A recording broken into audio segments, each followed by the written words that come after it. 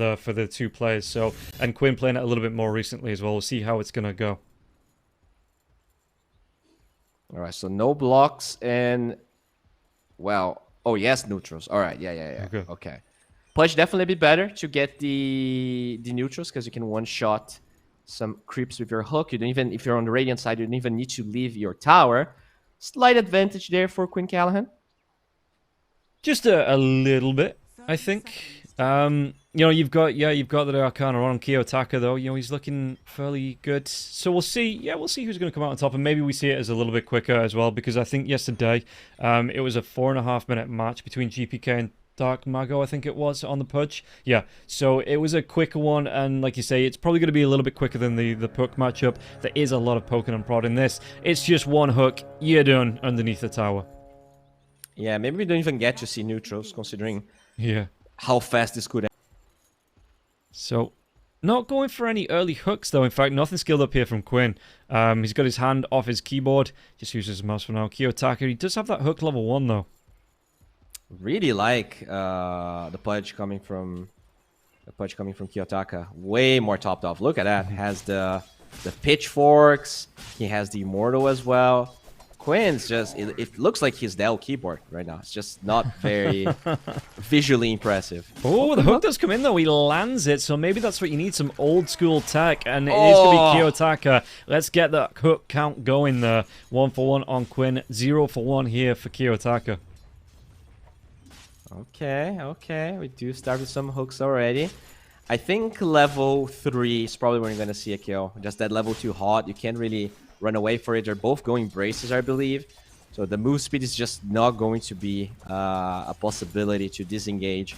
So just getting level 3 first probably means that you win, I think. Unless you're playing very far away from the enemy Pudge.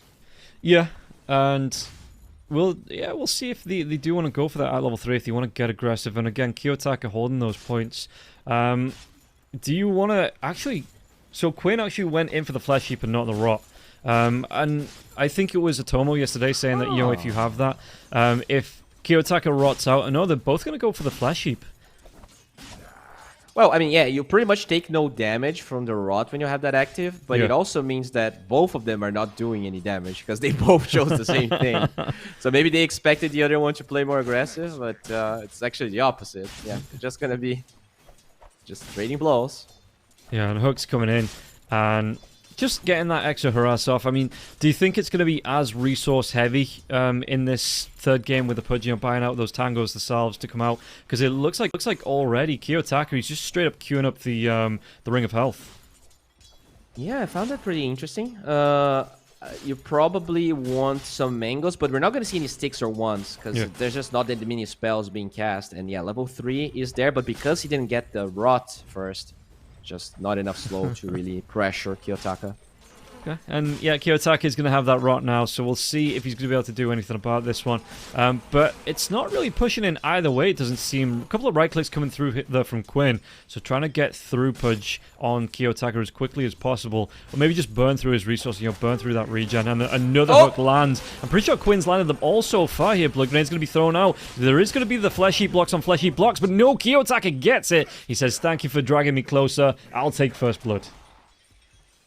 All right, so definitely getting that level 4 advantage. It's very slow for him to come back to the base, though.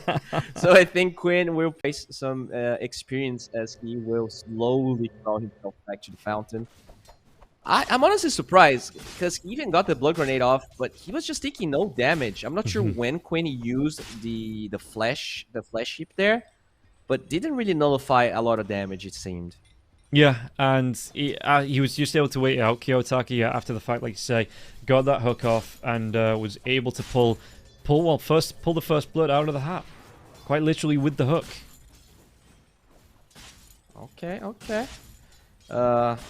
We do see Bracer already finish here on Quinn, whereas 3 gloves. Oh, another hook back. But... Yeah, rot on rot. But Kiyotaka not going to go for that hook to follow up. And I suppose that's the thing, right? That if you get hooked in, you just then have the chance for that point-blank hook to do the damage. So Kiyotaka, maybe it's his strat to just let Quinn close the gap for him and then turn around and get that point-blank hook when he does get pulled in. Oh, and he's going for the meat this time on Kiyotaka. Yeah, learning from Quinn's game too, I guess. Yeah, not really how I thought this Pudge matchup was going to be looking like, especially since he already has a kill, so even has an incentive to just go for another one, and he's trying. Does he run him down here? The hook comes out. The right, it is 4 minutes in, and Kiyotaka, he is going to be moving on to the grand finals. Quinn just could not match up, so we know who the true legacy